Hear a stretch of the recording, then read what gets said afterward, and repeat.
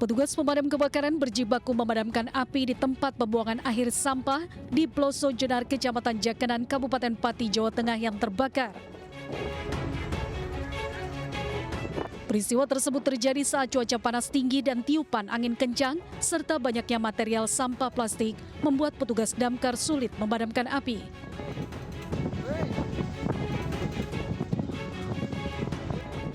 Kebakaran yang diduga akibat korek api bekas yang meledak dari antara tumpukan sampah.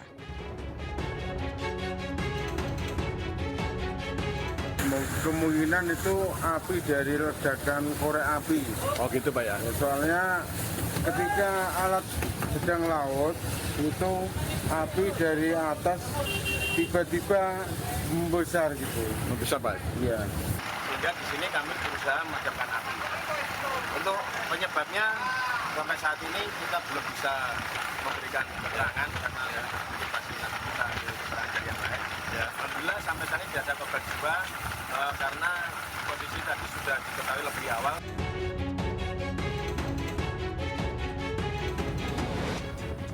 Hingga kini petugas pemadam kebakaran masih berjibaku memadamkan api di sebagian sampah yang menumpuk agar tidak merambat ke tumpukan sampah lainnya. Dari Pati, Jawa Tengah, Lazarus Sandi, iNews melaporkan.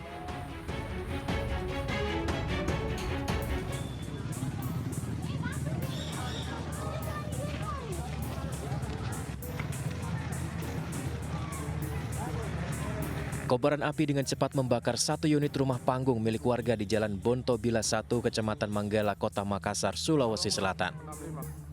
Warga bersama damkar berupaya memadamkan api. 5 unit armada diturunkan untuk melakukan pemadaman. Seluruh bangunan rumah yang terbuat dari kayu membuat api cepat membesar dan melahap seisi rumah hingga rata dengan tanah. Beruntung api dapat dipadamkan. Kebakaran diduga akibat korsleting listrik. Saat kebakaran, pemilik rumah sedang tidak ada di tempat. Dia bilang listrik. Dari mana itu awalnya apinya? Tiba-tiba langsung membesar karena ini rumah statusnya kosong. Tidak ada korban jiwa dalam peristiwa ini, namun kerugian ditaksir mencapai ratusan juta rupiah. Dari Makassar, Sulawesi Selatan, Julius Vin, iNews melaporkan.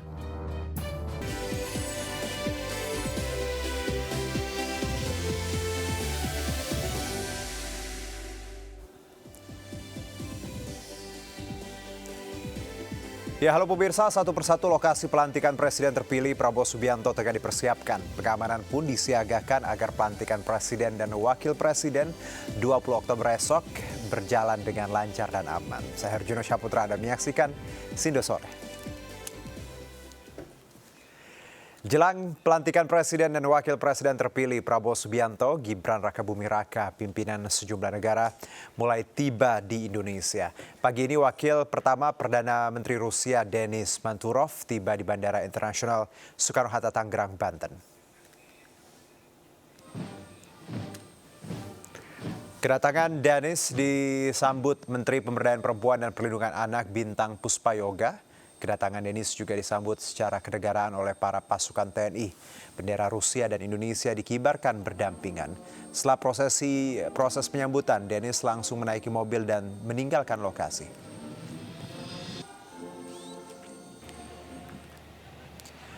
Sehari sebelumnya, Presiden Federasi Jerman 2010-2012 Christian Wolff tiba lebih dulu di Indonesia. Kedatangan Wolff disambut Menteri ATR BPN Agus Harimurti Yudhoyono di Lanut Halim Perdana Kusuma. AHY pun ucapkan terima kasih atas kesediaan Wolff hadir di tanah air. Seperti diketahui, Kemenlu mengundang sejumlah kepala negara sahabat untuk hadiri pelantikan Prabowo Gibran sebagai Presiden Wapres terpilih besok 20 Oktober. Selain kepala negara, terdapat pula sejumlah pejabat negara setingkat menteri yang hadir.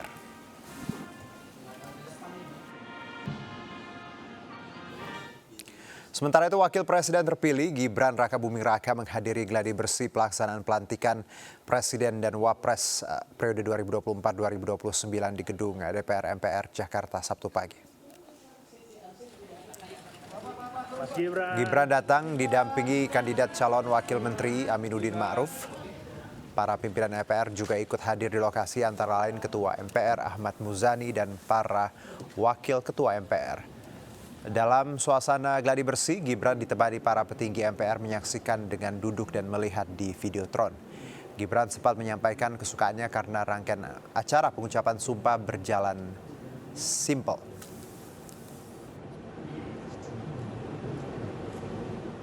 Ya, pemirsa, satu persatu lokasi pelantikan Presiden terpilih Prabowo Subianto tengah dipersiapkan. Pengamanan pun tengah disiagakan agar pelantikan Presiden 20 Oktober esok berjalan dengan lancar dan aman.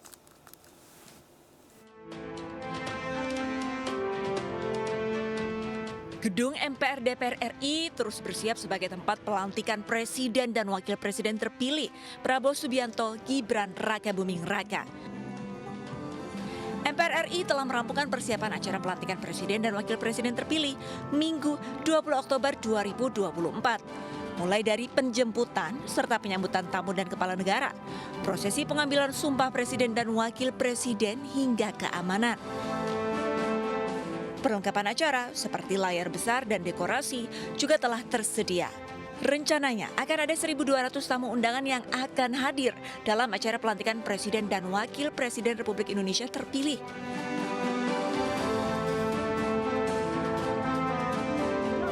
Sementara itu sebanyak 115.000 personel gabungan akan disebar di beberapa titik untuk mengamankan tamu-tamu kenegaraan. Tepatnya sebanyak 100.000 personel TNI Angkatan Darat, Laut, dan Udara diterjunkan dalam operasi pengamanan. Kemudian 15.000 personel kepolisian akan disebar dalam beberapa titik vital di Jakarta. Barusan telah melaksanakan apel kesiapan dalam rangka pelaksanaan pengamanan pelantikan Presiden. Jumlah personil dari TNI 100.000. Kita mitigasi terus sebelum nanti pelaksanaan dan setelah kegiatan acara terkait dengan ancaman tersebut. Kita koordinasi dengan Polri dan satuan intelijen yang ada di wilayah terutama khususnya di Jakarta.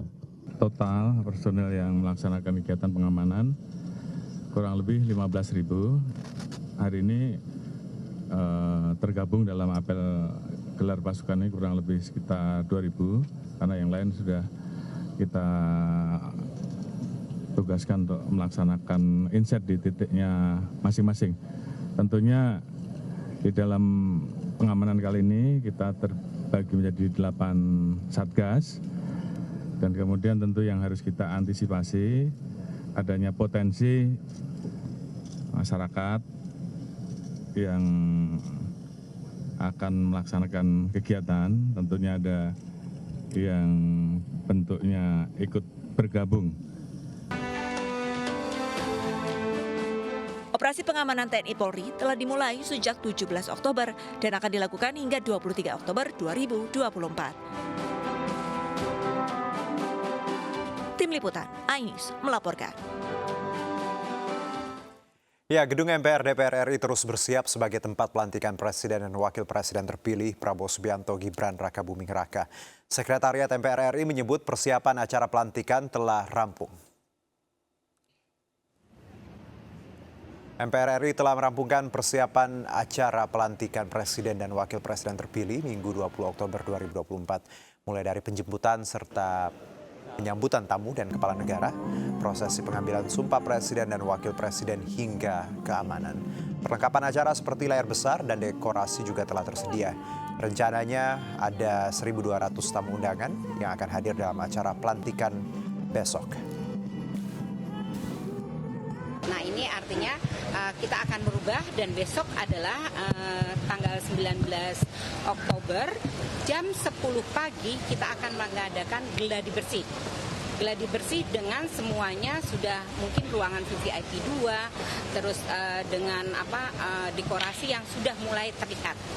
Nah, itu yang akan kami lakukan dan beberapa perubahan yang dilaksanakan pada hari ini.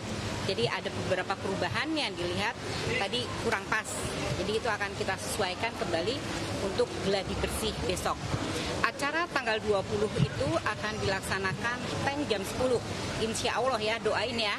Gitu kan, semoga bisa terlaksana pas jam 10 karena kita berharap dari tamu undangan terutama anggota dan tamu-tamu lainnya itu jam 7 atau terakhir itu jam 8 sudah ada di gedung MPR dan sudah memasuki ruang paripurna. Ya, dan untuk mengetahui informasi terkini terkait persiapan jelang pelantikan Presiden terpilih Prabowo Subianto dan Wakil Presiden terpilih Gibran Rakabuming Raka, kami terhubung dengan rekan Henry Aprila di Gedung DPR MPR RI Senayan, Jakarta. Henry, bagaimana persiapan hingga sore ini? Silakan. Ya baik, selamat sore Juno dan juga pemirsa. Dapat kami sampaikan ini H-1 menjelang pelantikan Presiden terpilih dan Wakil Presiden terpilih yakni Prabowo Subianto dan Gibran Rakabuming Raka yang nantinya akan dilaksanakan tepat di esok hari, tepatnya di hari Minggu 20 Oktober 2024. Adapun sejumlah pelaksanaan agenda ini nantinya akan dilaksanakan tepat pada pukul 10.00 waktu Indonesia Barat dan juga dilaksanakannya di Gedung Nusantara Komplek DPR MPR Senayan, Jakarta. Nantinya ini Presiden Prabowo Subianto yang akan dilantik sebagai Presiden nomor 8. Begitu juga dengan Wakil Presiden Gibran Rakabuming Raka yang akan menjadi Wakil Presiden ke-14 di Republik Indonesia. Tentunya keseluruhan rangkaian acara dan juga pesta rakyat akan dimulai tepat pada pukul 8.30 waktu Indonesia Barat. Juga dapat kami sampaikan ini sedikit gambaran Juno dan juga pemirsa. Nantinya pelaksanaan agenda ini nanti akan dipimpin langsung oleh Ketua MPR RI, maksud kami ini Ahmad Muzani, dan juga sedikit gambaran juga terkait dengan agenda yang akan dilaksanakan di esok hari. Nantinya di pukul 10.00 waktu Indonesia Barat akan menyanyikan lagu kebangsaan Indonesia Raya dan juga dilanjutkan dengan mengheningkan cipta dan juga dilanjutkan dengan sidang paripurna yang akan dimulai, lalu pengucapan sumpah Presiden dan Wakil Presiden, begitu juga dengan menandatangani dan juga penyerahan berita acara pelantikan dan juga diakhiri dengan pidato dan juga dilanjutkan dengan sidang paripurna dan pidato maksud kami yang juga diakhiri oleh penutupan hingga pukul 11.30 waktu Indonesia Barat. Tentunya pada pelaksanaan ini ada sejumlah persiapan yang sudah mulai dilakukan dari mulai sejumlah keamanan gabungan TNI Polri yang juga sudah dikerahkan untuk mengantisipasi dan juga mengamankan jalannya pelantikan Presiden dan juga Wakil Presiden yang akan dilaksanakan di Komplek DPR RI, tepatnya di Gedung Nusantara, dan juga ada pun sejumlah logistik bahkan sejumlah dekorasi maupun persiapan dari bangku VVIP yang juga telah disiapkan untuk pelaksanaan dari pelantikan Presiden dan Wakil Presiden. Dan juga dapat kami sampaikan ini nantinya ada 35 tamu negara yang juga akan ikut hadir pada pelantikan di esok hari, tepatnya di hari Minggu 20 Oktober 2024.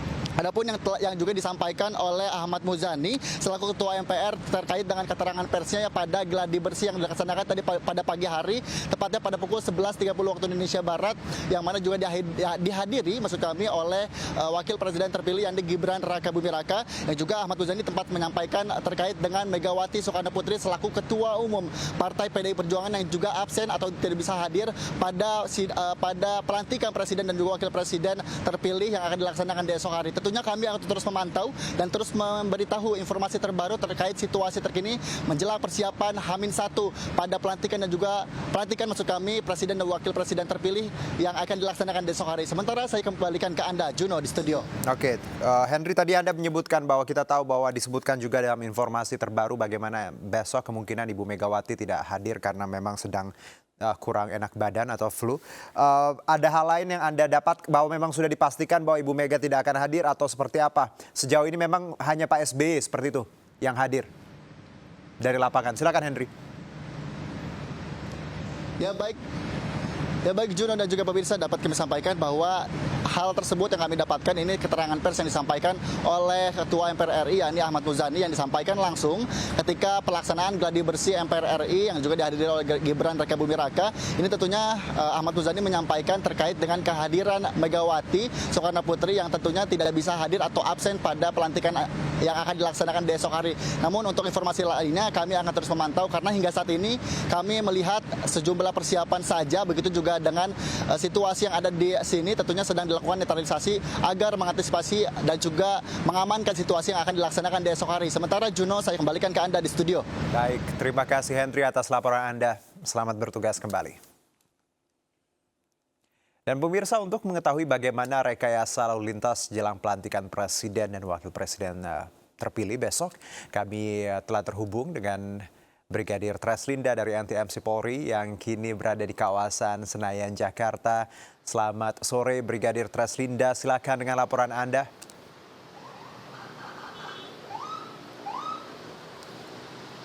Ya baik, terima kasih Juno dan pemirsa. Saat ini saya berada di kawasan Senayan, Jakarta. Untuk arus lalu lintas pada sore hari ini masih terbilang normal, baik yang akan mengarah ke DPR MPR maupun kendaraan yang akan mengarah ke Selipi dan juga sekitaran Senayan. Sampai saat ini anggota kami di lapangan terus berjaga di lapangan hingga pelaksanaan pelantikan pada Minggu 20 Oktober nantinya. Tentunya bagi pemirsa di rumah dapat mengikuti arahan dan petunjuk petugas kami yang berada di lapangan. Kemudian Juno, kami juga menginformasikan rekayasa lalu lintas yang akan dilaksanakan oleh pihak Polda Metro Jaya, diantaranya di sekitaran kantor DPR MPR, di mana pintu tol arus lalu lintas dari pintu tol dalam kota arah Pulau 2 dan Senayan akan ditutup dan diluruskan ke arah Tomang, kemudian dari arah Selipi menuju Jalan Gerbang Pemuda akan dialihkan dan diluruskan ke arah Semanggi. Kemudian rekayasa lalu lintas selanjutnya juga akan diberlakukan dari arah Jalan Gerbang Pemuda menuju Jalan Gelora yang akan dibelokkan ke Jalan Asia Afrika. Sementara kendaraan dari arah lapangan tembak Senayan menuju Selipi akan dialihkan dan diputarbalikkan ke kolong Jakarta Convention Center atau lurus ke arah jembatan Semanggi. Kemudian dari arah Selipi menuju Semanggi nantinya akan dialihkan dan dibelokkan ke Jalan Gerbang Pemuda Senayan. Kendaraan dari arah Palmera Timur menuju Jalan Gelora atau pintu belakang gedung DPR MPR akan diluruskan ke arah Tentara Pelajar. Pengalihan arus ini berlangsung secara situasional mengingat kondisi di lapangan pada pelaksanaan pelantikan Minggu 20 Oktober nantinya. Untuk itu pemirsa, bagi Anda yang akan beraktivitas tentunya besok ke arah gedung DPR MPR, ikutilah arahan petugas kami di lapangan. Kemudian kami harapkan Anda dapat menghindari titik-titik yang menjadi penutupan arus yang diberlakukan pihak Polda Metro Jaya. Kemudian rencananya setelah pelantikan akan dilaksanakan iring-iringan ke arah Istana Negara nantinya sepanjang jalur dari arah DPR, Tamrin hingga Sudirman akan dilakukan pengalihan arus secara situasional. Untuk itu Car Free Day atau bebas kendaraan akan ditiadakan pada besok hari.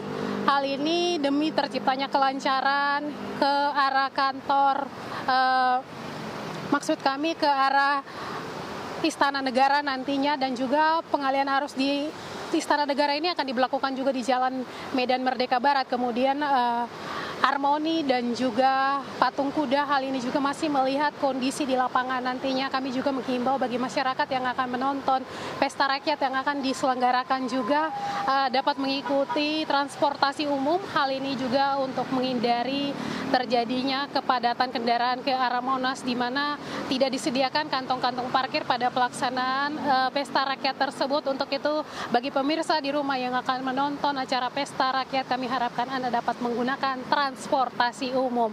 Dan juga untuk pengalihan arus ini masih bersifat situasional bagi tamu-tamu VIP juga akan diberlakukan pengalian arus baik itu ke arah Kuningan dan juga venue di sekitaran Bundaran Hotel Indonesia akan dilakukan pengalian arus. Untuk itu penting sekali Anda mengikuti arahan dan petunjuk petugas kami yang berada di lapangan demi terciptanya keamanan, keselamatan, ketertiban dan juga menjadi tertuju mata dunia untuk Indonesia. Tentunya kami harapkan masyarakat Indonesia dapat membantu pihak keamanan melaksanakan tugasnya dengan baik.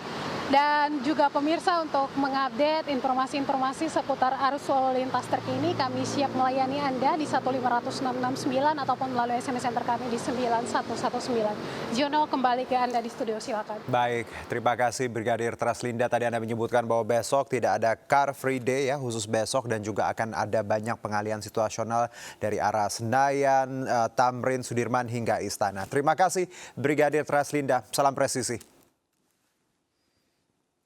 Pemirsa, sejumlah artis dan band papan atas akan memeriahkan acara Pesta Rakyat pelantikan Prabowo Gibran pada Minggu besok, dan setidaknya ada 7 panggung Pesta Rakyat yang tersebar di sejumlah titik di Jakarta. Di mana saja titiknya, berikut liputannya untuk Anda.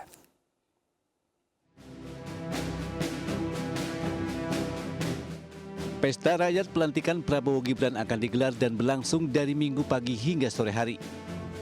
Pesta Rakyat tersebut terdiri dari 7 panggung di sepanjang Jalan Sudirman hingga Istana Merdeka. Hiburan ini terbagi menjadi 3 sesi, yaitu pada pagi hari pukul 8.30 waktu Indonesia Barat, siang hari pukul 10 waktu Indonesia Barat, dan sore hari pukul 14 waktu Indonesia Barat. Panggung hiburan Pesta Rakyat akan dimeriahkan penampilan sejumlah artis tanah air ternama seperti J-Rock, Ada Band, Gopinda, Kotak, Nela Karisma, Wali Band, Ran, dan masih banyak lagi. Dalam acara itu rencananya Prabowo Gibran usai pelantikan akan hadir di tengah-tengah panggung bersama rakyat. Acaranya adalah Pesta Rakyat dari sepanjang Jalan Semanggi, Sudirman sampai ke Istana Monas. Dan di sepanjang jalan itu akan ada makan dari UMKM gratis, dan sambil ada pesta rakyat dan beberapa panggung-panggung. Selain panggung di sepanjang jalan tersebut akan ada makanan dari UMKM kaki lima di pinggir-pinggir jalan yang bisa dinikmati secara gratis serta pembagian door prize. Untuk memperlancar acara, kegiatan Car Free Day ditiadakan karena lokasi yang biasa digunakan untuk Car Free Day akan digunakan untuk panggung pesta rakyat. Dan bagi Anda yang hendak mengikuti gelaran Pesta Rakyat ini, dihimbau untuk menggunakan kendaraan umum seperti MRT, Transjakarta, serta LRT untuk menghindari kemacetan. Dari Jakarta, Salam Rahmat, Rizky Solahuddin, dan Di Bernadi, iNews melaporkan. Ya, masa pemerintahan Presiden Joko Widodo akan berakhir hanya dalam hitungan jam, tepatnya pada 20 Oktober besok. Setelah menyelesaikan masa jabatannya, Jokowi akan tetap menerima fasilitas keuangan dari negara berupa uang pensiun. Lantas berapa jumlah nominal uang pensiun dan fasilitas apa saja yang didapat Jokowi? Berikut liputannya.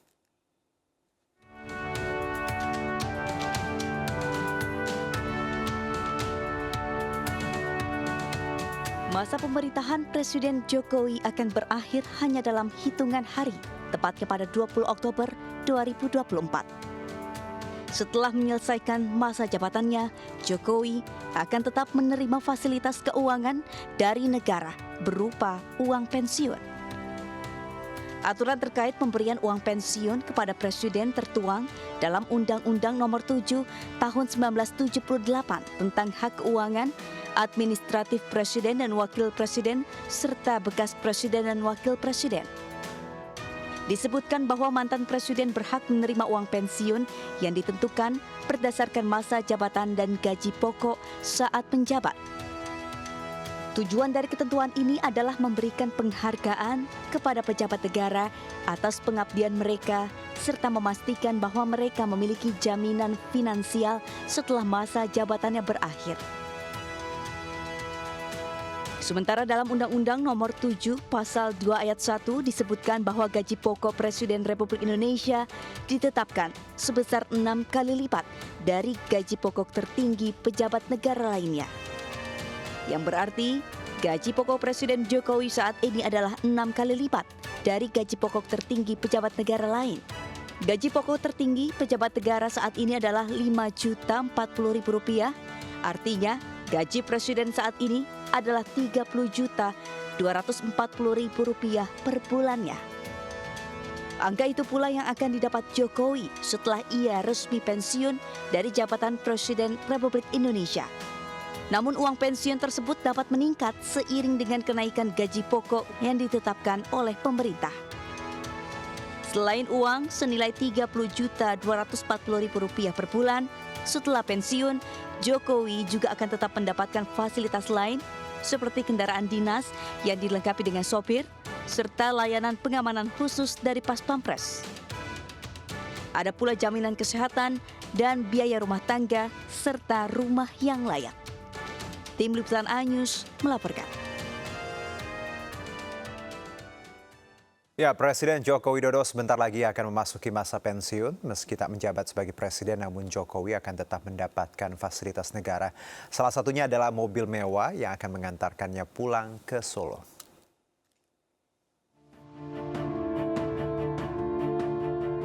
Istana Negara melalui Kementerian Sekretariat Negara telah menyiapkan mobil mewah bernomor polisi AD1 JKW berwarna hitam untuk Presiden Joko Widodo memasuki purna tugas. Mobil yang dilengkapi dengan supir pribadi ini dipersiapkan untuk transportasi Jokowi jika nantinya memilih pulang ke Solo melalui jalur darat. Sementara untuk skenario kepulangan Jokowi via jalur udara, pihak Seknek juga telah mempersiapkan pesawat komersil untuk membawa Jokowi pulang via Halim Perdana Kusuma. Dan mobil tersebut akan mengantarkan Jokowi sampai bandara. Adapun mobil yang disediakan oleh istana ini tergolong MPV premium, model terbaru buatan pabrikan Jepang. Di pasaran mobil ini dibanderol mulai 1,4 hingga yang termahal 1,7 miliar rupiah. Selain itu, negara akan memberikan fasilitas pengawalan Pas Pampres kepada Presiden Jokowi beserta keluarga sepanjang perjalanan pulang ke Solo. Dari Jakarta, Ismalia Bagus Prastiadi, iNews melaporkan. Ya, meski tinggal menghitung jam, tidak lagi menjabat sebagai Presiden RI, rumah pensiun Joko Widodo nampaknya belum jadi. Meski demikian, warga sekitar tetap menyambut baik pembangunan tersebut.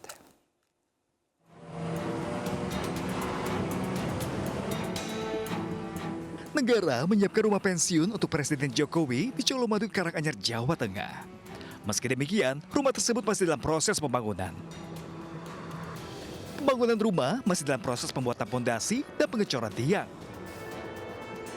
Dipilihnya lokasi tersebut sebagai rumah pensiun Jokowi mendapat tanggapan dari warga sekitar. Adanya rumah pensiun Jokowi di kawasan mereka akan memberikan dampak positif. Saya kira untuk dampak positif lah. Tidak ada dampak negatif tuh. Pembangunan juga rapi, itu pembangunan rapi, tidak ada untuk transportasi masuk keluar sampai membuat macetnya jalan. Di situ enggak, Mas. Memang ini keberuntungan Kecamatan Colomadu, Kabupaten Karanganyar, yang mana beliau sudah punya rumah di Solo Sumber juga, mau bangun di wilayah Colomadu. Presiden Joko Widodo tinggal menghitung hari sebelum digantikan Presiden terpilih Prabowo Subianto. Perbesok, Jokowi tidak lagi menjabat presiden dan akan pulang ke Solo, Jawa Tengah. Dari Karanganyar, Jawa Tengah, Senuar, iNews melaporkan.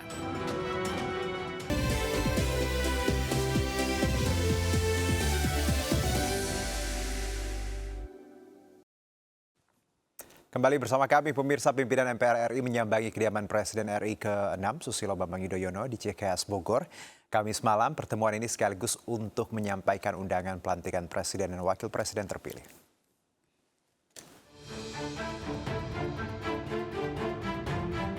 Sejumlah pimpinan MPR RI datang ke kediaman Presiden ke-6 Republik Indonesia Susilo Bambang Yudhoyono pada Kamis malam.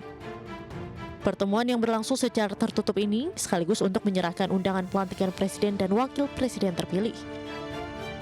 Sementara itu, agenda pelantikan Presiden dan Wakil Presiden terpilih diagendakan berlangsung pada 20 Oktober mendatang di Gedung Nusantara Kompleks Parlemen Jakarta. Pertemuan serta silaturahmi kami dengan Pak SBY dilangsungkan dalam rangka untuk memperkenalkan pimpinan MPR hasil pemilu 2024 yang dilantik pada tanggal 3 Oktober 2024. Pertemuan juga dimaksudkan untuk menyampaikan undangan dalam rangka acara pelantikan Presiden dan Wakil Presiden tanggal 20 Oktober 2024. Kami juga telah menyerahkan undangan tersebut. Syukur alhamdulillah Pak SBY menyatakan kesanggupannya dan bersedia untuk hadir dalam acara pelantikan Presiden dan Wakil Presiden tanggal 20 Oktober. MPR sebagai lembaga bagi seluruh rakyat Indonesia dan rumah besar kebangsaan berkomitmen untuk terus melakukan berbagai upaya untuk mewujudkan rekonsiliasi nasional dan kerukunan persaudaraan kebangsaan. Tapi kami juga harus bisa tetap bersama dalam kehidupan ini, memperjuangkan kemajuan bangsa, memastikan kesejahteraan dirasakan oleh seluruh elemen tanah air kita, dan yang pasti semua dalam koridor konstitusi dan ketenaganegaraan kita. Pimpinan MPR tengah gencar melakukan kunjungan silaturahmi kebangsaan, sekaligus untuk menyampaikan undangan menghadiri sidang paripurna MPR RI tanggal 20 Oktober mendatang. Dari Bogor, Jawa Barat, Widya Bayujati melaporkan. Sementara itu, Ketua Umum PDIP, Megawati Soekarnoputri dipastikan absen dalam pelantikan Presiden terpilih besok dan di gedung DPR MPR. Ketidakhadiran Megawati dalam pelantikan Prabowo Gibran karena sakit flu. Ya, kabar absennya Presiden ke-5 Republik Indonesia Megawati Soekarnoputri dalam pelantikan Prabowo Gibran disampaikan oleh Ketua MPR Ahmad Muzani. Menurut Ahmad, kondisi kesehatan Ketua Umum PDIP itu tidak fit sepulangnya dari lawatan ke Uzbekistan. Muzani mengatakan Megawati melakukan perjalanan ke Uzbekistan untuk melaksanakan napaktilas perjalanan Bung Karno sekaligus ziarah ke makam Imam Bukhari. Namun Megawati sudah memerintahkan kepada seluruh anggota fraksi PDIP, DPR MPR untuk hadir dalam pelantikan besok. Perjalanan yang panjang dan dibukarnya makam Imam Bukhari menyebabkan ibu kondisinya kurang fit dan flu. Maka ibu memutuskan untuk beristirahat. Maka dengan sangat menyesal ibu menyampaikan kabar kepada kami melalui Ketua Fraksi MPR di PDI Perjuangan, Saudara Ahmad Basarah, untuk beristirahat. Ya, pemirsa, pelantikan Presiden dan Wakil Presiden terpilih diagendakan berlangsung pada 20 Oktober besok di Gedung Nusantara Kompleks Parlemen Jakarta. MPR pun telah menyebarkan undangan kepada para Presiden dan Wakil Presiden terdahulu untuk menghadiri pelantikan esok. Namun sejauh ini hanya Presiden RI ke-6, Bapak SBY, yang telah mengkonfirmasi akan hadir. Dan untuk membahas ini sudah bersama kami Kepala Badan Komunikasi Strategis DPP Partai Demokrat Herzaki Mahendra dan juga politikus PDIP Seno Bagaskoro dan juga pengamat politik sekaligus Direktur Eksekutif Carta Politika Yunarto Wijaya. Assalamualaikum, selamat sore Bang Yunarto, Bang Herzaki, Mas Seno. Iya, terima kasih sudah hadir di. Halo Mas Seno. Oke, kita sore ini pengen ngobrol ringan-ringan aja jelang besok, kan kita tahu pelantikan nih. Saya mungkin ke Mas Seno terlebih dulu. Mas Seno, kalau info yang kita dapatkan Ibu sedang kurang fit seperti itu habis lawatan dari Uzbek, tapi tadi memerintahkan seluruh anggota fraksi untuk hadir besok. Benar seperti itu, Mas Seno? Ya, saya rasa sudah sangat jelas disampaikan apa yang menjadi alasan, dan kalau bicara sebagai satu partai saya rasa arahan Ibu tidak pernah berubah. Seluruh kader partai dengan seluruh komponennya fokus dalam memenangkan dan bergerak untuk pilkada. Sehingga dalam konteks itu dalam masa transisi pemerintahan ini tentu kita melakukan langkah-langkah yang terukur, yang sesuai dengan apa yang menjadi concern partai terkait dengan transisi pemerintahan ke depan, termasuk dalam menjalankan fungsi sebagai partai pemenang pileg dengan sebaik mungkin. Itu saja. Jadi beberapa hari ini memang fokus kami ke arah situ, ke arah bagaimana kita bisa menjalankan hajatan demokrasi kita dengan baik, sekaligus memastikan transisi pemerintahannya juga semuanya kondusif. Itu Baik, Mas. Iya, Mas Seno, Anda menyebutkan tadi fokus sedang kita tahu ke pileg ya, ke berbagai daerah soal pilkada. Tapi kalau kita lihat Mas Seno, besok pelantikan dan juga bagaimana teman-teman di PDIP melihat agenda besok, apa yang menjadi concern? Karena kita tahu kan bahwa memang semua diundang, semua memang nanti dipastikan juga harapannya agar semua berjalan lancar. Dari PDIP sendiri melihatnya seperti apa? Ya tentunya harusnya menjadi satu momen yang sangat baik ya. Kalau membicarakan tentang bagaimana kira-kira kita punya banyak PR ke depan. Tantangannya juga tidak mudah. Saya rasa dalam berbagai konteks, dalam konteks geopolitik dunia, dalam konteks memastikan agar program kerakyatan bisa diwujudkan, dalam konteks bagaimana misalnya melihat Indonesia sebagai poros maritim yang itu harus digelorakan betul. Dalam konteks itu komitmen PDI Perjuangan dan concern kami dari tahun ke tahun tidak pernah berubah. Sehingga konsistensi itulah yang diuji. Maka dari itu yang kami ingin sampaikan dan ingin kami lakukan di dalam masa-masa ini adalah memastikan agar semuanya dapat berjalan sesuai dengan kaidah konstitusi. Ada harapan tentu. Kita berharap bahwa pemerintahan ke depan banyak bicara tentang bagaimana spirit anti nepotisme itu terus dilaksanakan.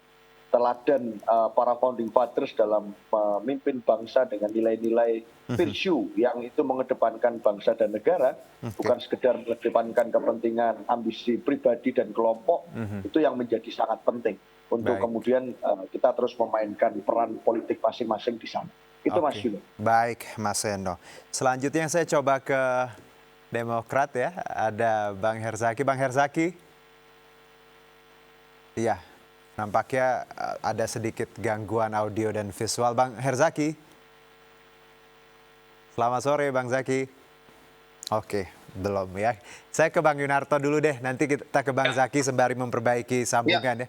Ya, Bang Yunarto, kalau kita lihat bahwa terkait ini kan judulnya Selamat Datang Pemerintahan Baru dan kaitannya dengan besok pelantikan, disebutkan juga tadi bagaimana Presiden sudah diundang, presiden terdahulu termasuk bagaimana Pak SBY yang akan hadir, sementara Ibu Mega berhalangan karena memang sedang tidak enak badan. Anda melihat frame besok secara lebih luas terkait bagaimana stabilitas politik dalam masa transisi seperti apa, Mas Yunarto? Iya, yang pasti semoga bahasan besok tidak melodramatik ya. Bahwa kemudian pelantikan dikait-kaitkan hanya dengan hubungan romantisme antar mantan presiden. Walaupun memang publik kadang membutuhkan sebuah simbol bentuk kerukunan di antara sesama pemimpin, termasuk mantan presiden dengan presiden terpilih. Baik. Tapi saya mau coba melihat secara dalam konteks positive thinking, Ibu Mega sedang sakit dan toh ada penegasan dari Ketua MPR bahwa seluruh anggota DPR terpilih dari PDI Perjuangan harus hadir, 110-110-nya. Dan kalau mau sedikit berspekulasi, walaupun kita tahu Pak BG bukan KTA PDI Perjuangan, tapi saya meyakini ada restu dari Ibu Mega ketika beliau betul ya, andai kata besok dilantik sebagai katanya akan menjadi Menko Polkam. Artinya kita melihat bahwa komunikasi antara Ibu Mega dengan Pak Prabowo harusnya masih baik-baik saja. Dan saya pribadi masih berharap ada pertemuan yang akan terjadi pasca pelantikan. Dan pertemuan tidak harus diartikan bahwa PDI Perjuangan pasti masuk ke dalam barisan koalisi pemerintahan Prabowo Gibran. Karena saya pribadi kalau ditanya, menurut saya demokrasi kita masih membutuhkan oposisi, masih membutuhkan penyeimbang. Dan yang terpenting adalah bukan dalam konteks saling membenci, tapi dalam konteks memang memainkan perannya masing-masing dalam konteks demokrasi, dalam konteks check and balances. Bahkan kalau mau berspekulasi sedikit ya, ketika ada Pak BG, orang yang dianggap dekat dengan PDI Perjuangan, masuk dalam pemerintahan Prabowo Gibran, artinya kan jembatan komunikasi juga lebih mudah tercipta dalam proses-proses politik ke depan. Saya melihat seperti itu. Mas Yunarto, berarti kalau kita telaah lagi ya gestur-gestur yang ada, Anda menyebutkan Pak BG, plus juga Ibu Puan tadi ya, kalau kita lihat dalam slide bagaimana komunikasi sangat akrab, plus juga bagaimana instruksi Bu Mega untuk besok semua anggota fraksi harus hadir walaupun beliau berhalangan. Bahwa sebenarnya dari gestur-gestur ataupun tafsir yang kita lihat ini di layar tadi, bahwa sebenarnya hubungan ini cukup baik ya, walaupun tadi mungkin simbol besok Bu Mega tidak ada juga tidak membuat maknanya berkurang ya, seperti itu Mas Yunarto ya.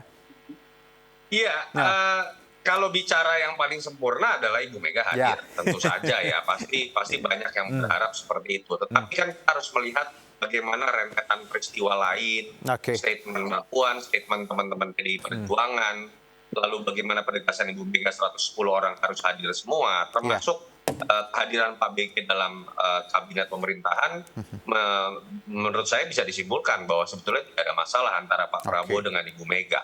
Kalau pertanyaannya lebih lanjut, apakah ada hambatan psikologis, ya saya berani berspekulasi bahwa yang menghambat secara psikologis bukan Pak Prabowo. Saya meyakini Ibu Mega sangat menghargai proses pemilu dan menerima pengesahan Pak Prabowo sebagai presiden terpilih.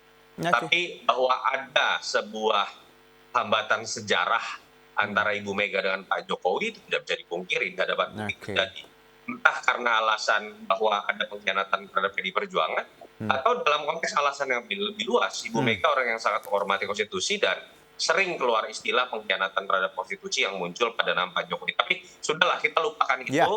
Menurut saya yang lebih bisa dispekulasikan memang ada problem teknis saja, ketidaksehatan dari Ibu Mega, tapi tadi dari berbagai statement yang muncul dari petinggi PDI Perjuangan dan penegasan Ibu Mega 110 orang DPR harus hadir, menurut saya itu sebuah bentuk penegasan bahwa komunikasi berjalan dengan baik antara Ibu Mega dengan Pak Prabowo. Ya, saya setuju bahwa kita fokus terhadap besok biar lancar, aman. Seperti itu. Kalau kita lihat tadi bahwa sebenarnya ada banyak tools yang mungkin dilakukan baik Bu Mega maupun Pak Prabowo untuk berkomunikasi. Tidak semata-mata merely harus ketemu ya, kalau kita lihat dari simbolnya tadi.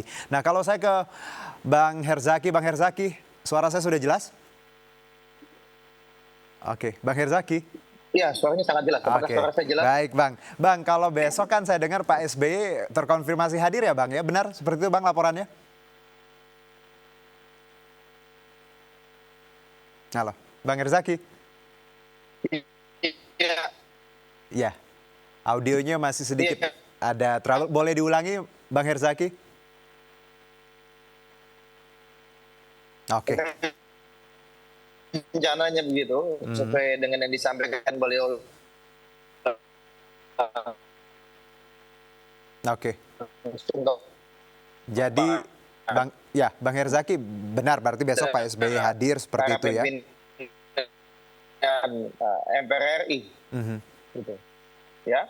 Oke, jadi memang ya boleh diulangi Bang Herzaki. Pak SBY rencana besok akan hadir ya, sesuai dengan yang disampaikan oleh beliau kepada para pimpinan MPR RI. Ketika para pimpinan MPR RI itu datang menemui beliau di kediaman beliau hari Kamis lalu, begitu. Oke, kalau kita bicara sama pertanyaan saya tadi kepada Mas. Ya, poinnya dapat tadi Bang terkait kehadiran Pak SBY. Kalau bicara transisi. Ya, jadi rencananya besok memang Pak SBY juga akan hadir gitu, ya. Oke, nampaknya ya ada sedikit trouble. Baik, saya kembali ke Mas Seno dulu, nanti Bang Herzaki coba kita sambungkan lagi kalau memungkinkan, karena memang ya biasa digital ya, sinyal hilang, it's really normal. Saya ke Mas Seno lagi, Mas Seno. Ya Mas Juno. Ya, bahwa kita sepakat bahwa bagaimana kita tadi, kalau PDIP dengan point of view-nya, value-nya tadi, konteks kerakyatan, komitmen menjaga spirit anti nepotisme, dan juga kita melihat bahwa PDIP memainkan peran yang cukup baik dalam sejarah.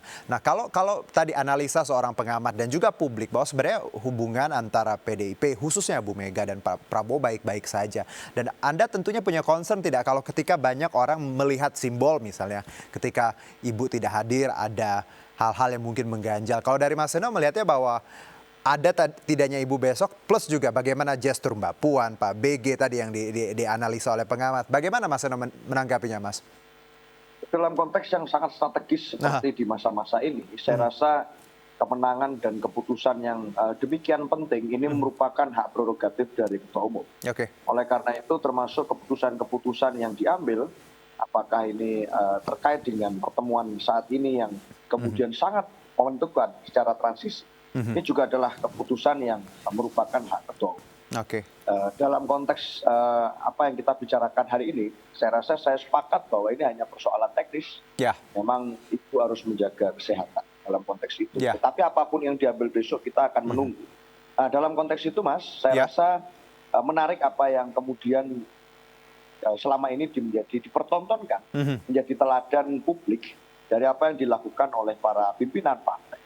Bagaimana kita menjaga kedekatan dengan civil society. PDI Perjuangan melalui seluruh komponennya menjaga kedekatan dengan perguruan tinggi, menjaga kedekatan dengan kelompok elemen masyarakat sipil, yang mana itu menunjukkan keberpihakan kepada politik yang berakal sehat.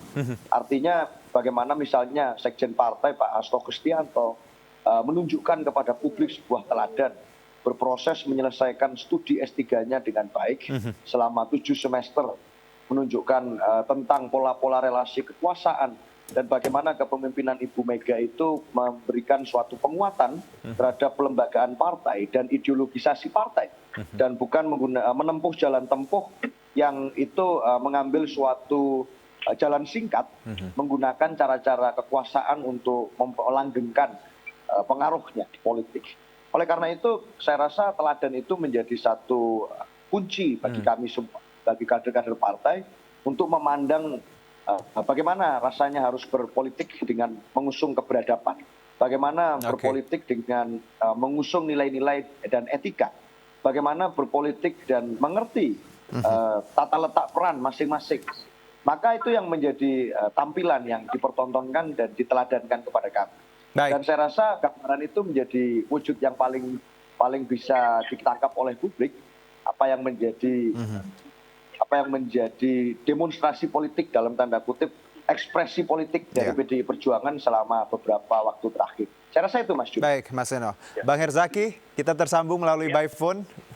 Ya, gimana Pak? Oke, Bang Herzaki, kalau tadi kita sudah mengkonfirmasi bagaimana kehadiran Pak SBY besok dalam pelantikan Presiden dan Wapres terpilih. Kalau kita bicara Demokrat sendiri, positioning Demokrat kita tahu tentunya akan bersinergi dengan pemerintah, dan nama-nama politikus Demokrat juga sudah dipanggil dalam pembekalan dan juga calon menteri dan wakil menteri. Bagaimana Demokrat melihat ini? Ya, kalau kami melihatnya hari ini ya, kita mesti bersiap bagaimanapun besok Indonesia harus makin optimis, menyongsong pemerintahan baru. Karena apa yang menjadi kebijaksanaan, apa yang menjadi kebijakan, apa yang menjadi pengalaman, pengetahuan, ada transfer of knowledge ya dari Pak Joko Widodo sebagai presiden yang akan menjabat selama 10 tahun. Lalu nanti juga akan ada Pak SBY di yang ke depan ini ya, juga akan hadir. Bagaimana kita semua Demokrat yang pengalaman selama 10 tahun, lalu kemudian Pak Prabowo ini juga akan bersama teman-teman tim yang sama ini bersama Pak Jokowi selama 10 tahun, ya ini akan menjadi sebuah pengetahuan yang luar biasa, menjadi dasar dan fondasi dan optimisme bagi kita untuk merangkul masa depan yang lebih baik. Apa yang sudah baik sebelum ini akan dilanjutkan oleh Pak Prabowo dan pemerintahannya, dan banyak hal yang menjadi mimpi-mimpi beliau, gagasan-gagasan beliau yang sudah mulai juga diupayakan untuk diwujudkan. Nah, kita bisa lihat bagaimana dari misalnya kabinetnya itu susunannya seperti apa sehingga menjadi jauh lebih fokus ya dalam beberapa hal nantinya. Tentu saya telah diminta langsung oleh beliau karena ada keinginan beliau agar semua bisa bekerja fokus tunggu-tunggu sejak hari pertama gitu ya, karena bagaimanapun beliau ini kan seorang yang punya perhatian yang luar biasa terhadap SDM. Beliau ingin terkait dengan pendidikan, terkait dengan kesehatan ya, hari ini sudah baik kita tingkatkan, apa yang menjadi kurang ayo kita akselerasi gitu. Nah inilah yang menjadi niatan beliau. Kita punya namanya akses kita punya namanya 17 program ya, 17 program prioritas. Ya, betul. Dan kita ada punya namanya 8 program cepat gitu. Nah, inilah semua yang menjadi fondasi dalam kemarin kita menyusun nomenklatur baik kabinet maupun ketika beliau menyampaikan kepada para menterinya. Ketika melakukan baik ada fakta integritas, kemudian ada interview gitu. Hal itulah yang disampaikan, termasuk ketika pembekalan. Ingatkan kembali karena apa yang kami susun. Nah, biasa kita kemarin ya di program-program visi misi dan kampanye lalu itulah semua yang memang akan kita wujudkan dan rencanakan begitu. Nah, banyak inovasi-inovasi dan promosi yang akan beliau lakukan. Tentunya rakyat Indonesia kita tunggu bagaimana 100 hari ke depan dan juga 1 tahun ke depan dan juga 5 tahun ke depan ya. Terima kasih. Nah, untuk teman-teman misalnya katakan di sini ada Mas Aryo ya. Katakanlah nanti teman-teman PDIP baik di dalam maupun di luar, bagi kami ini satu hal yang tentunya sangat bermanfaat dan kontribusi buat bangsa ini ya. Kami Demokrat sangat terbuka dengan siapapun yang akan bergabung di dalam pemerintahan ini, tetapi jika ada teman-teman yang memilih untuk di luar jadi counterpart, jadi mitra kritis pemerintah, ini juga akan sangat baik karena dalam demokrasi kita membutuhkan check and balances. Gitu kalau kami lihat. Baik, Bang Herzaki, satu, kalau kita bicara mengenai tadi Anda menyebutkan 17 program prioritas, kita tahu bahwa akselerasinya harus cepat ya, karena tadi 100 hari kerja dan bagaimana bicara ekonomi, kesejahteraan rakyat itu fokus kita. Stabilitas politik kan ini poin penting ketika awal dari pemerintahan yang baru. Anda melihat kondisi politik saat ini dan kaitannya dengan pemerintahan yang baru, apakah memang semuanya baik-baik saja atau ya tidak apa-apa kalau ada riak-riak sedikit, Bang Herzaki? Oh iya, kalau sampai hari ini kami ini situasi sangat kondusif ya. Ini ya. Jangan kemudian ada perbedaan lalu dianggap kemudian ada masalah. Ini yang nggak pas nih. Gitu. Ya, bangsa Indonesia ini kan beda katolik, berbeda-beda tapi satu. Jadi wajar saja. Namanya demokrasi. Bang Aryo dengan saya yang berbeda, bahkan misalnya dengan Mas Toto juga berbeda. Itu wajar. Malah ruang-ruang seperti ini yang harusnya dibuka lebar. Sehingga pemerintah ketika katakanlah ada sedikit yang agak berbelok atau berbeda dari apa yang menjadi niatannya, menjadi janjinya kepada masyarakat, ya, pada bangsa dan negara ini, kan teman-teman yang lain mengingatkan, termasuk teman-teman media, ini kan menjadi pilihan penting bagi demokrasi gitu. Jangan kemudian negara ini kan bukan negara otoriter di mana diam, tenang semua, nggak ada kritikan, nggak ada masukan dari yang berbeda. Ini malah menjadi masalah besar menurut kami. Gitu. Yang pasti Pak Prabowo sangat terbuka terhadap masukan, ya maupun terhadap perbedaan pandangan, dan kami selama menjalani proses kebersamaan dengan beliau di 17 September 2023 sampai dengan hari ini, banyak sekali dalam diskusi dan termasuk apa yang disampaikan oleh kami, oleh Mas Ahaye, bahkan oleh Pak SBY, kemudian dipikirkan dengan serius oleh beliau dan dijalankan, tetapi tentunya sesuai dengan ininya beliau gitu, feelingnya beliau, sesuai dengan pemikiran beliau gitu, ya kan, semua dikristalisasi apa menjadi masukan-masukan itu dan dijalankan sesuai dengan konteks yang beliau inginkan gitu. Nah ini kan baik bagi demokrasi, itu yang kami lihat. Baik, Bang Herzaki, saya ke Mas Yunarto. Mas Yunarto, kalau kita bicara tadi bagaimana, ya biasa namanya beda-beda ya, ada pandangan dan itu sah-sah saja karena kita ada di negara demokrasi. Tapi kalau kita lihat lagi stabilitas politik saat ini, Mas Yunarto, kalau mungkin dari Demokrat menganggap bahwa tidak ada hal yang yang besar seperti itu, semuanya baik-baik saja. PDIP memainkan perannya juga. Plus kita lihat juga sebenarnya bagaimana nanti teka-teki ini dijawab ketika ada misalnya nama Pak BG yang walaupun bukan KTA PDIP, mungkin nanti kalau ada di kabinet akan ya sedikit kita punya point of view bahwa bagaimana hubungan PDIP, Bu Mega dan Pak Prabowo. Anda melihat secara keseluruhan, apakah memang stabilitas politik kita saat ini cukup baik untuk menjadi permulaan dalam pemerintahan baru Prabowo Gibran? Ya, kalau kita bicara secara kuantitatif, modal dari Prabowo Gibran jauh lebih besar dibandingkan misalnya pada saat Jokowi menang di 2014. Perolehan suara Pak Jokowi saat itu hanya 53%, Prabowo Gibran 58%. Yang kedua, kalau berbicara mengenai koalisi pemerintahan yang dibangun juga super besar. Dulu Jokowi JK itu pemerintahannya minoritas, makanya menimbulkan instabilitas politik dalam konteks perebutan kekuasaan di DPR ya, konteks AKD saat itu pimpinan komisi dan lain-lain. Sekarang menguasai, kalau betul Kim Plus bisa dianggap sebagai koalisi pemerintahan Prabowo Gibran sudah 83%. Kalau kemudian PDI Perjuangan masuk ya 100%. Tapi poin pentingnya adalah Mas Juno, apakah stabilitas politik harus kita artikan seperti itu? Itu yang bermasalah menurut saya. Selama ini ketika terjadi yang namanya perbedaan sikap, oposisi tetap ada, bahkan sempat Jokowi JK saat itu pemerintahan didukung oleh koalisi minoritas, kondisi politik di masyarakat baik-baik saja. Poin saya adalah jangan menakut-nakuti publik dengan mengatakan seakan-akan bahwa stabilitas politik hanya akan tercipta kalau semua partai bergabung dalam pemerintahan. Itu sebuah logika demokrasi yang berbahaya dan itu logika otoritarianisme. Ketika kemudian bahwa tidak boleh ada yang berbeda. Demokrasi malah harus bising. Bising dalam konteks dialektika pendapat. Bising dalam arti ada check and balances. Bising dalam arti ada perbedaan pendapat yang kemudian bisa menguntungkan rakyat ketika para elit ini berdebat dalam posisi yang berbeda. Itu yang malah saya takutkan sekali kalau kemudian ada yang menganggap bahwa stabilitas politik tercipta kalau kemudian semua pihak ingin bergabung dalam pemerintahan. Semoga itu tidak pernah terjadi. Oke, menarik tadi. Bising boleh, asal tadi untuk check and balances, dan itu perlu. Kalau semuanya sama juga jadi masalah ya, Mas Sunarto ya. Terakhir saya ke Mas Seno, bahwa kita tentunya melihat tadi frame-nya, bahwa ya harapannya kita bagaimana semuanya berjalan dengan baik untuk besok ya, pelantikan, karena persiapan sudah dilakukan. PDIP juga dengan sikapnya, Bu Mega juga tidak hadir, tapi tadi disebutkan semua fraksi akan diwajibkan hadir untuk menghadiri besok pelantikan. Ada hal lain yang ingin Anda sampaikan? Karena ini sikap PDIP ini ditunggu-tunggu banyak orang. Penonton saya juga bertanya-tanya. Saya juga WA Mas Seno berkali-kali dari kemarin. Ada yang ingin Anda sampaikan? Mas Seno, silakan. Ya, nggak banyak yang ingin saya sampaikan. Tapi memang kesadaran peran masing-masing pihak untuk memainkan perannya di dalam fungsi demokrasi ini menjadi sangat penting. Kita harus mulai sering mendengarkan suara-suara dari kelompok masyarakat yang memang punya concern terhadap demokrasi, terhadap bagaimana kepemimpinan dari kelompok pemikiran intelektual, termasuk dari kalangan civil society yang seringkali tersingkirkan suara-suaranya pada saat riuh kekuasaan itu berbicara.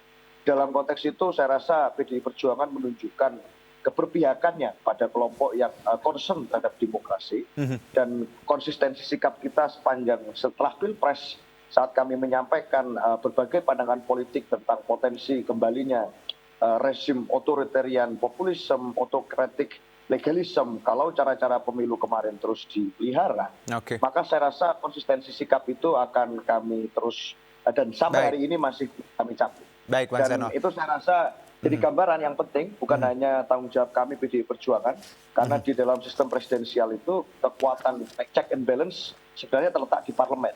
Artinya bebannya besar, tidak hanya untuk kami, tetapi juga untuk semua partai politik yang lain. Baik, Mas Seno. Iya, Bang Zaki, silakan singkat saja Bang Zaki. Ya, lagi-lagi besok adalah hari yang bersejarah bagi bangsa dan negara ini, bagaimana kita akan menjalani transisi kepemimpinan ya. Melalui suasana yang damai, yang dulu diangkat oleh Pak SBY ketika beliau menjadi presiden, bagaimana beliau juga mengantar transisi itu kepada Bapak Presiden Joko Widodo, ya, sehingga dengan mudah. Karena apa? Karena bagaimanapun jika keadaan stabil seperti ini ya, kamu tidak ada gejolak, tentunya akan semakin baik bagi kita ke depannya. Karena pembangunan ke depan itu semua merupakan bagian dari pemerintahan-pemerintahan sebelumnya dalam berkontribusi, sehingga memudahkan langkah dari pemerintahan selanjutnya. Kita melihat situasi seperti ini sangat kondusif untuk bangsa dan negara kita. Mari kita song-song harapan baru bersama Pak Prabowo dan Mas Gibran. Baik, terima kasih Bang Zaki, Mas Seno, juga Mas Sunarto. Luar biasa obrolan kita sore ini. Tadi bagaimana kita bicara demokrasi, tadi nggak harus sama pakaiannya ya, karena kadang perlu check and balances. Tadi harus ada pembeda untuk tadi kesehatan demokrasi di tanah air. Terima kasih sekali lagi, sehat-sehat untuk semuanya. Wassalam. Terima kasih. Terima kasih. Baik, pemirsa, jelang pelantikan Presiden dan Wakil Presiden terpilih RI besok, bingkai foto Prabowo dan Gibran sudah ramai diburu pembeli. Pembeli berasal dari Jakarta dan sekitarnya dan didominasi instansi pendidikan, pemerintah hingga perkantoran. Pedagang mengungkapkan sejak seminggu terakhir, omset penjualan bingkai foto Presiden terpilih dan Wakil Presiden terpilih meningkat pesat. Dalam sepekan, pedagang bisa menjual 1.000 pasang bingkai foto yang harga satuannya dibanderol Rp90.000.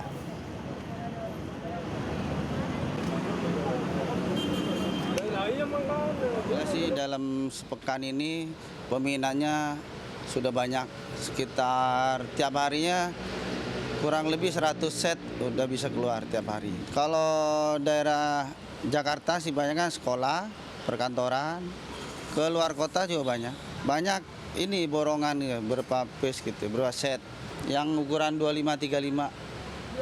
Harganya 90.000 per set, tapi kalau order dia banyak bisa kurang harga. Ukuran 30-40, ukuran 34-49, ukuran A2-nya yang besar begini 50x65, ukuran 60-90 juga ada. Saya yakin lebih melonjak. Lebih melonjak ya. Ukuran 49x70. Oke, ini nantinya mau dipajang di mana sih Pak? Di ini ballroom itu, di kantor. Berarti dari perkantoran begitu ya? Iya. Memang sengaja untuk memilihnya, kenapa memilih lokasinya di Pasar Baru ini? Ya karena saya yang tahu cuma ini aja yang tempat yang banyak tuh jual-jual foto gini, bingkai foto gitu. Ya paling untuk pertama satu set aja dulu. Untuk di ruang-ruang utama aja dulu kayak gitu. Kan ini kenapa baru beli sekarang? Iya, makanya ini udah mendesak waktunya kayak gitu. Jadi agak dadakan juga begitu? Iya, sebenarnya planningnya sih udah dari kemarin gitu kan. Cuma saya baru sempatnya hari ini kayak gitu. Pemirsa, pertemuan Prabowo Subianto dengan Megawati Soekarno Putri yang sedianya akan dilangsungkan sebelum pelantikan presiden terpilih hampir dipastikan batal. Batalnya pertemuan disebabkan karena Megawati dalam keadaan kurang sehat. Kabar tertundanya pertemuan Prabowo Mega disampaikan Ketua MPR Ahmad Muzani. Menurut Muzani, hingga jelang pelantikan presiden besok, pertemuan Prabowo Megawati belum dapat terlaksana karena kondisi Megawati yang kurang fit.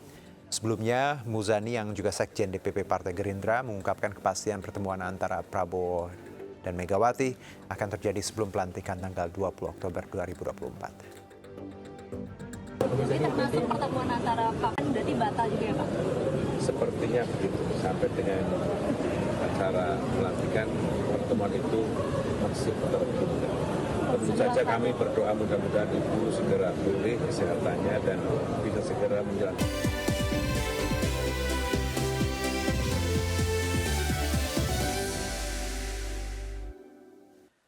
Kembali bersama kami, pemirsa. Bahrain menolak untuk berlaga di Stadion Gelora Bung Karno Jakarta melawan Indonesia di laga tandangnya. PSSI menyatakan akan memberikan surat kepada IFC dan FIFA agar laga tetap digelar di Stadion Kebanggaan Masyarakat Indonesia. Bahrain menolak untuk bermain tandang melawan Indonesia di Stadion Gelora Bung Karno Jakarta dalam laga lanjutan Grup C kualifikasi Piala Dunia 2026 zona Asia. Penolakan ini secara resmi dilakukan Federasi Sepak Bola Bahrain kepada AFC dan FIFA terkait pemindahan venue pertandingan melawan tuan rumah Indonesia. Faktor keselamatan menjadi alasan mereka untuk meminta perpindahan lokasi tanding di tempat netral. Federasi Sepak Bola Bahrain menyebut pihaknya mendapatkan serangan cyber dari netizen Indonesia hingga banjir ancaman pasca laga kontra Indonesia yang dipimpin wasit Ahmed Alkaf beberapa waktu lalu. Sementara itu, PSSI angkat bicara soal penolakan venue tanding di GBK oleh Federasi Sepak Bola Bahrain atau BFA. Anggota Exco PSSI Arya Sinulinga mengatakan pihaknya akan menyurati AFC dan FIFA agar pertandingan Indonesia melawan Bahrain tetap digelar di Jakarta. Arya menambahkan akan menjamin keamanan dan kenyamanan bagi negara yang akan bertanding ke tanah air termasuk Bahrain. Dengan ini timnas Indonesia berpotensi menang walkover atau WO 3-0 atas Bahrain jika Federasi Sepak Bola Bahrain tetap menolak bermain di Indonesia. Hal ini diatur dalam FIFA Legal Handbook Poin 28 yang menyatakan bahwa tim yang mengundurkan diri atau menolak bertanding akan dianggap kalah 3-0. Indonesia akan kembali berjumpa dengan Bahrain di laga kandangnya. Stadion Gelora Bung Karno Jakarta akan menjadi venue laga yang diprediksi akan berlangsung panas 25 Maret 2025.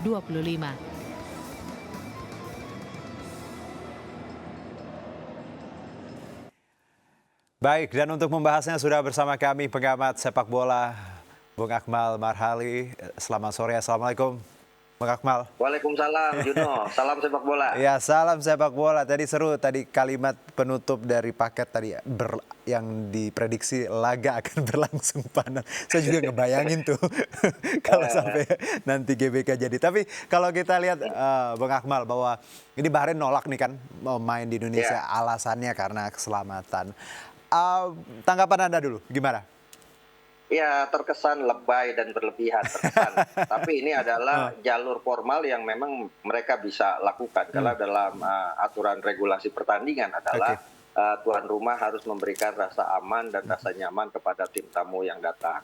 Nah, ini kan terkait dengan serangan cyber yang tadi disampaikan selama sepekan terakhir pasca pertandingan antara Bahrain melawan Indonesia dengan hasil 2-2 di mana ada keputusan yang kita anggap kontroversial dari wasit Ahmed Alkaf hingga kemudian serangan dari dunia maya ini tidak terbendung sampai kemudian ada hacker yang melakukan peretasan terhadap webnya Federasi Sepak Bola Bahrain, bahkan sampai kemudian ada ancaman-ancaman pembunuhan dalam konteks para pelaku atau para pemain-pemain dari Bahrain. Mungkin ini yang dikhawatirkan oleh Bahrain terkait ancaman-ancaman yang sifatnya sudah mengancam jiwa dan raga para pemain mereka, sehingga mereka menyampaikan surat ini. Dan saya pikir ini adalah jalur formal yang mereka lakukan, dan saya pikir tidak akan kemudian direspon seperti apa yang mereka inginkan. Ini hanya soal komunikasi, apakah mereka kemudian bisa dapat hadir ke stadion ke Jakarta dengan rasa aman, dan saya yakini bahwa itu akan bisa dilakukan oleh PSSI. Faktanya adalah 2 kali Bahrain pernah ke Jakarta dan semua aman-aman saja. 2007 misalnya ketika kita menang 2-1 melawan Bahrain di Piala Asia, situasi dan kondisi baik-baik saja. Kemudian juga pernah ketika ada pertandingan kualifikasi Piala Asia, Bahrain juga bertandang ke Indonesia walaupun ada invasi supporter ketika itu Henry Mulyadi, tapi langsung bisa ditangani dengan baik. Cuma permasalahannya adalah dulu itu 2007 belum ada dunia maya yang namanya Instagram dan lain-lain, yang kemudian sangat ramai cuitan-cuitan atau kemudian suara-suara yang sampai kepada pengancaman terhadap nyawa seseorang. Saya pikir ini yang menjadi concern dari Bahrain untuk mengingatkan bahwa jangan sampai itu terjadi ketika mereka datang. Dan saya pikir Pak Erick Thohir sebagai Ketua PSSI pasti punya trust dan punya kepercayaan tinggi di mata FIFA dan AFC, dan saya yakin pertandingan ini akan tetap digelar di Jakarta. Kalaupun kemudian pindah dari GBK ke Jakarta International Stadium. Yang lebih berisik. Tapi kalau digeser ke JIS ya sama aja, mending di GBK dong ya. Oke, Bung Akmal. Tapi Anda tadi merasa bahwa yakin permintaan ini akan ditolak seperti karena alasannya juga agak lebay, dan plus juga bagaimana sebenarnya Exco PSSI Pak Arya juga menyebutkan bahwa mereka sudah mengirim surat ke AFC dan FIFA bahwa menjamin keamanan ya, dan keamanan tadi bagaimana timnas Bahrain ketika berada di Indonesia, bahwa tidak ada alasan untuk mereka sebenarnya tidak bertandang, dan Anda optimis akan hal itu? Ya, saya optimis karena secara umum kita itu sudah berpengalaman menggelar event-event besar. Bahkan Piala Dunia U17 kita gelar di Indonesia aman dan nyaman semua pesertanya. Cuma ini permasalahan kan Bahrain ini mungkin tidak terbiasa dengan dunia media sosial seperti orang-orang Indonesia. Mungkin mereka kaget, mereka ketakutan, sehingga kemudian mereka melaporkan situasi dan kondisi di dunia maya untuk kemudian dieksekusi di dunia nyata gitu. Nah, ini yang mungkin mereka tidak terbiasa. Bahkan kalau saya bercanda, mungkin orang-orang Arab atau Timur Tengah itu lebih berani menghadapi rudal dibanding kemudian ancaman-ancaman dari serangan-serangan cyber. Gitu. Kalau kemudian mungkin kalau serangan-serangan atau bullyingnya atau caci maki yang disampaikan, mungkin kata-kata bahlul, majnun, mungkin mereka masih anggap biasa. Tapi kalau sudah ancaman pembunuhan, itu yang mungkin mereka merasa khawatir dengan situasi dan kondisi yang terjadi di dunia maya. Dan itulah yang kemudian mereka laporkan ke AFC dan minta persetujuan dari AFC. Saya pikir nanti ngopi-ngopi selesai itu semua. Ngopi-ngopi selesai ya. Pakai nasi goreng nggak nih? Tapi Bang Akmal, kalau kita lihat ya Presiden AFC kan orang Timur Tengah, orang Bahrain kalau saya tidak salah. Ini kan ya we never know, you know, kan satu negara. Siapa tahu. Anda melihat bahwa, tapi lagi-lagi kan kita bicara fair play ya. Dan ini olahraga seperti itu. Gimana? Ya, kalau sampai kemudian dikabulkan, ini akan menjadi blunder besar bagi Salman Ibrahim Al-Khelaifi, ya, Presiden sepak bola AFC yang berasal dari Bahrain, karena pastinya akan mendapatkan penolakan dan pertentangan dari semua anggota AFC kalau ini dilakukan. Karena yang terjadi itu bukan di dunia nyata atau di lapangan gitu kan. Kalau mungkin misalnya ancaman itu terjadi ketika mereka datang, mereka diancam bunuh, kemudian mau dibom tempat penginapan mereka, mungkin itu bisa dilakukan. Seperti halnya pertandingan antara Iran dan Irak yang dipindahkan karena situasi dan kondisinya tidak memungkinkan. Tapi kalau hanya ancaman dunia maya, saya pikir hanya dengan rekomendasi atau kemudian jaminan dari PSSI itu tidak akan terjadi di dunia nyata. saya pikir selesai. Kalau kemudian tetap bersikukuh misalnya Bahrain untuk tidak main di Indonesia, itu bisa jadi Bahrain kalah WO 03. Atau ini akan kalau kemudian ternyata misalnya AFC lebih berpihak kepada Bahrain, ini akan jadi presiden buruk buat Salman Ibrahim Al-Khulaifi. Dan saya pikir itu yang saya katakan, saya masih optimis. Ini cuma sekedar apa ya istilahnya, mengingatkan bahwa kita ini bertandingan sepak bola, bukan pertandingan atau perang di dunia maya gitu, yang kemudian melibatkan psikologi para pemain mereka. Ini pertandingan nanti di lapangan, yang pastinya jaminannya akan dilakukan di lapangan, dan saya pikir PSSI bisa melakukan itu. Makanya saya bilang nanti ketemu antara AFC, kemudian Federasi Sepak Bola Bahrain, Federasi Sepak Bola Indonesia, yang ngopi-ngopi selesai. Tapi satu Bung Akmal, bahwa kita bicara positioning Indonesia ya, bahwa dengan adanya ya riak-riak kecil inilah bagaimana tadi yang ada yang takut datang gitu ya. Bahwa sebenarnya kalau kita lihat bahwa PSSI, komunikasi dengan FIFA, AFC, Pak Erick Thohir juga punya reputasi yang baik ya di dunia sepak bola. Anda optimis bahwa tadi kalau kita memainkan peran dengan baik ya, baik itu lembaganya, supporternya juga, ya insya Allah bisa terwujud lah ya. Anda optimis itu ya, Bung Akmal ya? Cuma permasalahan gini Juno, catatan saya adalah kayak sepertinya sudah waktunya kita juga punya perwakilan di AFC. Sehingga kita bisa menjadi salah satu bangsa yang didengar. Kalau bicara misalnya Bahrain Indonesia untuk konteks sepak bola, Indonesia di atas segala-galanya. Bahkan untuk atmosfer sepak bola, buat kegilaan sepak bola, Jepang, Korea Selatan kalah dari Indonesia. Tapi kita selama ini tidak ada wakil setelah terakhir Pak Dale Taher sebagai wakil kita di AFC. Setelah itu kita tidak punya wakil lagi. Jadi ini mungkin yang perlu diperjuangkan ke depan, bahwa kita harus segera punya wakil di AFC sehingga daya tawar kita itu semakin kuat di Asia.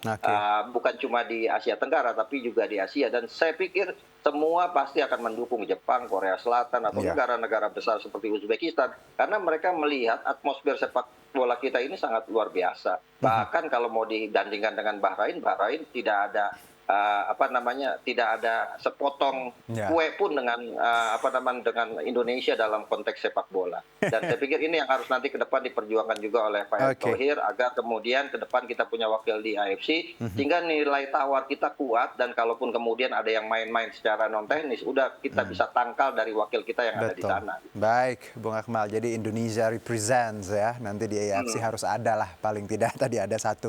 Baik, Bung Akmal, terima kasih untuk bincang singkatnya, analisanya juga. Kita doakan semoga nanti jadi tandang dan juga menang Indonesianya, biar kita bisa balas dendam dengan senyum ya. Terima kasih, senyum yang lebar gitu Bang. Di Jakarta. Kita tunggu Bahrain di Jakarta, kita jamu dengan cara yang istimewa. Terima kasih Bang Akmal. Sehat-sehat, salam sepak bola. Salam sepak bola.